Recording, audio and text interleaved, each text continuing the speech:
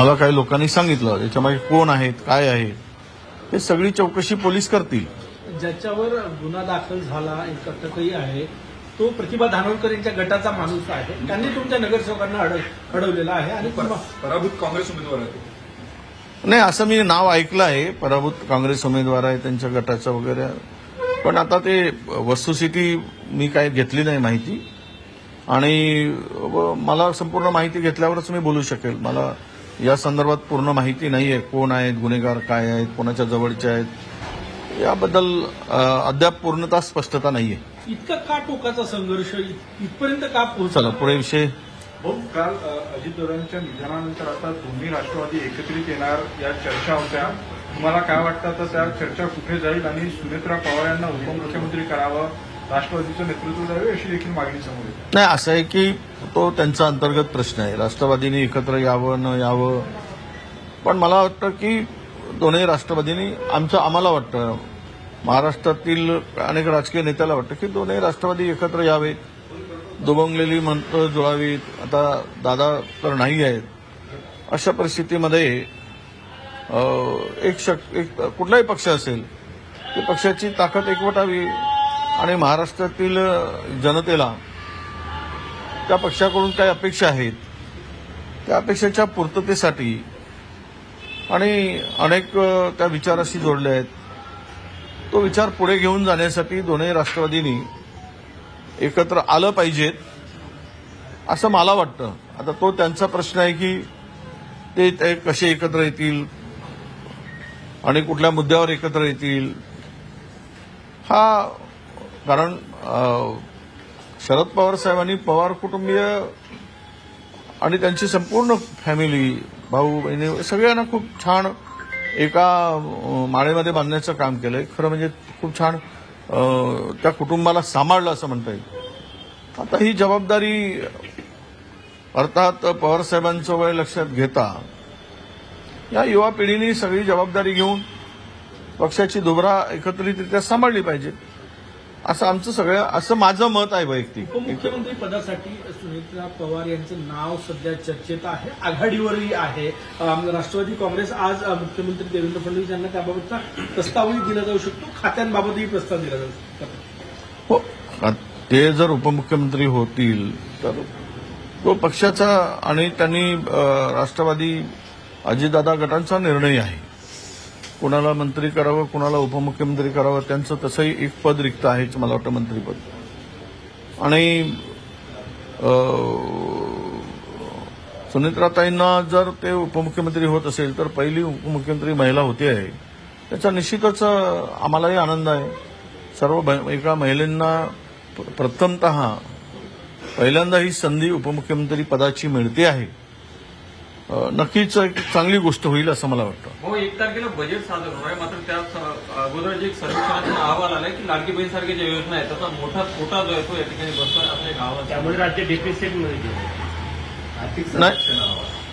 आर्थिक संरक्षण अहवालामध्ये तर पूर्ण राज्याचे वाटोळच केलं आहे, दिवाळखोरीच निघाली आहे.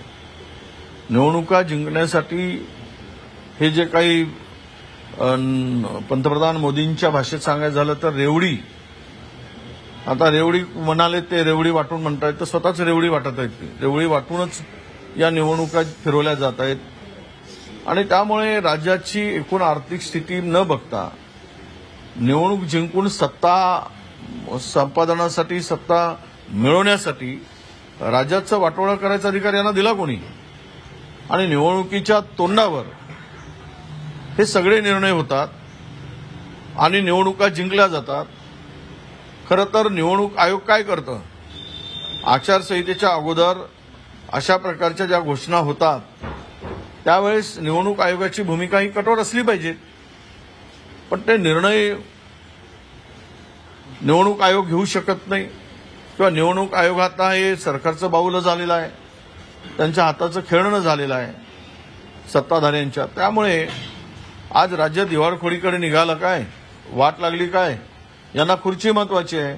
महाराष्ट्रातील जनतेची मतं मिळवण्यासाठी त्यांना माहीत आहे की शॉर्ट मेमोरीवाले लोक आहेत, आपण 10,000 देऊ, 5,000 देऊ, बिहारमध्ये 15,000 दिलेत, मतं घेतलीत आणि सत्तेवर बसलेत.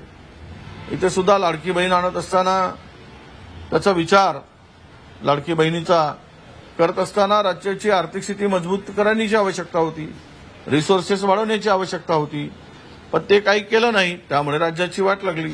अनेक अशा योजना आहेत, पुन्हा पुन्हा कर्ज काढलं जात आहेत इन्फ्रास्ट्रक्चरच्या नावाने, म्हणजे समृद्धीचा विस्तार होतोय, शक्तीपीठ होते आहे, याला कर्ज काढले जात आहेत. MMRDAच्या माध्यमातून अनेक प्रोजेक्ट हाती घेतलेत, MSRDCचे अनेक प्रोजेक्ट हाती घेतलेले आहेत.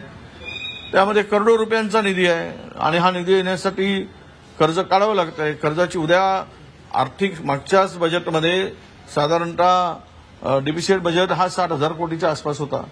आता तर पुन्हा वाढत गेलेला आहे. अनेक योजना सरकारला राबवत असताना आता बंदच कराव्या लागतील आणि डेव्हलपमेंटच्या कामालाही कात्री लावावी लागेल.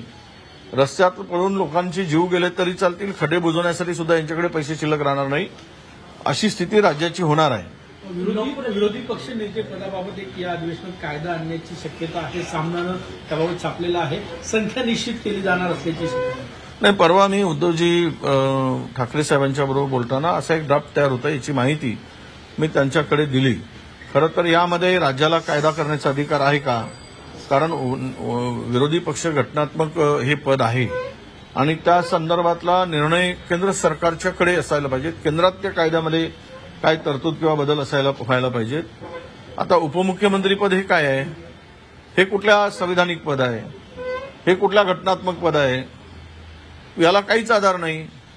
जर तुम्ही उपमुख्यमंत्री पद नेमता, 2-2 नेमताय, तेही कुठलाही संविधानिक तरतूद नसताना, घटनेमध्ये तरतूद नसताना, आणि हे जर असंविधानिक आहे तर विरोधी पक्ष नेता 10% आमदार नाहीत म्हणून त्यावर संशोधन करण्याची गरज काय, किंवा त्यामध्ये अमेंडमेंट करण्याची गरज काय, नवीन बिल आणण्याची गरज काय? याचा हे सगळं बघताय. त्यांना विरोधी पक्ष नको आहे आणि महाराष्ट्र लुटण्यासाठी कोणालाही त्यात आडवं येऊ देऊ नये, ते त्याच्यामध्ये अडथळे येऊ नयेत, अडचण ठरू नये. पूर्ण महाराष्ट्र लुटून खाताना ही सरकारची भूमिका आहे असं मला वाटतं. अर्थ आणि नियोजन खातं भाजपकडे जाण्याची शक्यता आहे आणि यंदाचा अर्थसंकल्प देखील मुख्यमंत्री मांडतील अशी चर्चा सुरू आहे. तर ते खातं तर भाजपकडे जाईल अशी जोरदार चर्चा आहे. नाही तर त्या कोणाला काय द्यावं, कोणाला काय देतील, तो खरं म्हणजे मला विचारून याचं उत्तर माझ्याकडे नाही. पण एक आहे की भारतीय जनता पक्षाला सगळंच पाहिजे. आता हे ठेवले आहेत व्यवस्था म्हणून, नाहीतर हे बिना खात्याचे मंत्री उद्या करून टाकतील राष्ट्रवादी आणि शिंदे गटांना, आणि म्हणतील की तुम्ही मंत्री आहात ना, झाला तरी त्यांच्या मंत्र्यांना कुठला अधिकार आहे.